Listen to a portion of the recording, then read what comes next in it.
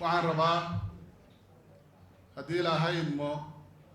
shaqadii wanaagsanayd ee halkan laga xusay ayaan ka shaqayn doonaa inaan tiimka iyo shaqaalaha iyo mas-uuliyiinta kale wasaaradda kala shaqeeyo sidii hore ugu sii socon lahay inaan kala shaqeeyo wixii dhimanaa dhammaystirkooda inaan kala shaqeeyo wixii hindisayaal iyo aragtiyo horey loogu sii wadi karo sida wasiir xasanba uu halkan ka sheegay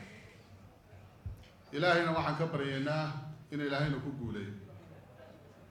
anigu haddii ilaahay idmo siyaasadda aan rabo inaan ku hogaamiyo wasaaradda maaliyadda run ahaantiina aan kusoo hogaaminayay wasaaradda arrimaha gudaha waxay leedahay mabaadi' asaasiya mabda'a koowaad waxa weeye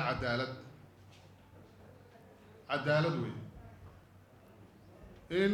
dakhliga marka la sameynayo dadka laga qaadayo loo cadaalad sameeyo oo cid walba maqaamka ay kaga jidho iyo miisaanka kaga jidho ay hesho oo aysan dalku u dhaxayn ama wasaaradda maaliyadda shaqadeedu aysan u dhaxayn aragtiyaha kapitaalistaha iyo aragtiyaha soshalistaha dhexdooda laakiin la helo cadaalad sinaan oo si cadaalada dadkaas haddii lahaydmo dakhliga laga qaadayo canshuurta laga qaadayo ay u wada helaan oo aysan dhicin in shirkado waaweyn oo dhaqaalaha dalkan qayb ahaan gacanta ku haya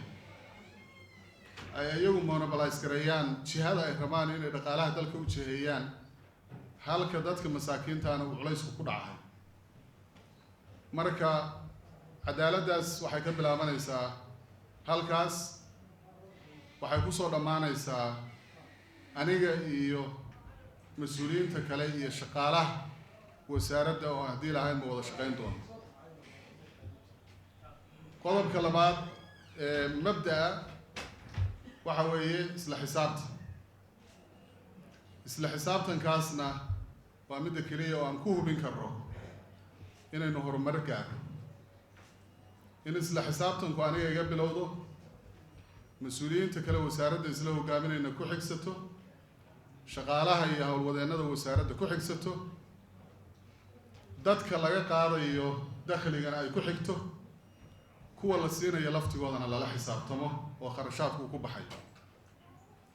haddii dadkii laga soo qaadayay culays lagu saaro qaarkood loo xirxiro qaarkood ay dhici kadho in xabad lagu dhufto marka la bixinayana aan isla xisaabtan uusan jirin halkaas waxay dib ugu noqonaysaa qodobkii koowaad oo cadaaladda ah waxaan haddii lahayd ma ka shaqayn doonaa intii tabartaya in la isla xisaabtamo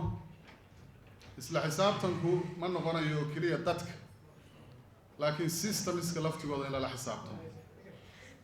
haddii aan leedahay waxaan rabaa inaan xuso arrinta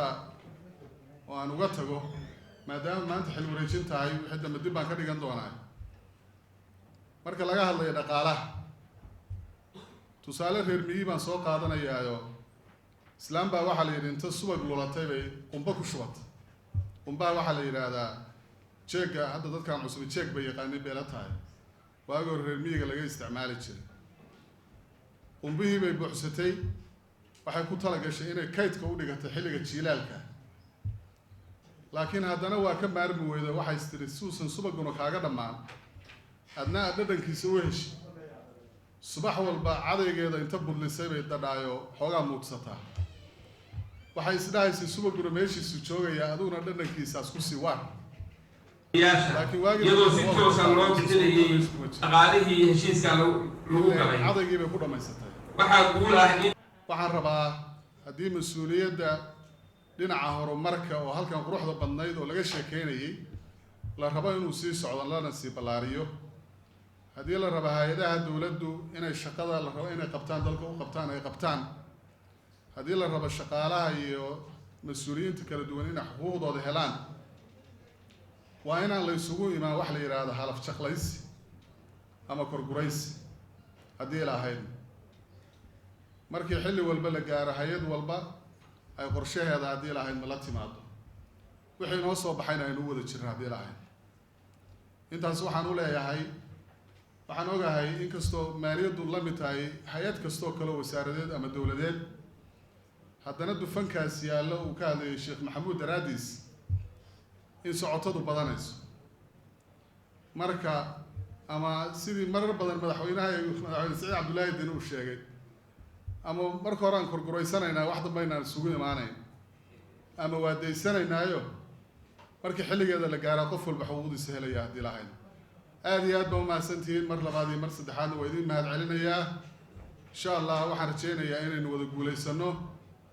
tiimkii hore ee wasiirkii wasiiru dowlaha ayna ka tegayaan ayagana waxaan leenahay hortiina khayr intii dambe oo siyaasadda ahayd uu ka hadlay anigu hadda ka hadlimaye asalaamu calaykum waraxmatullahi wabarakaatu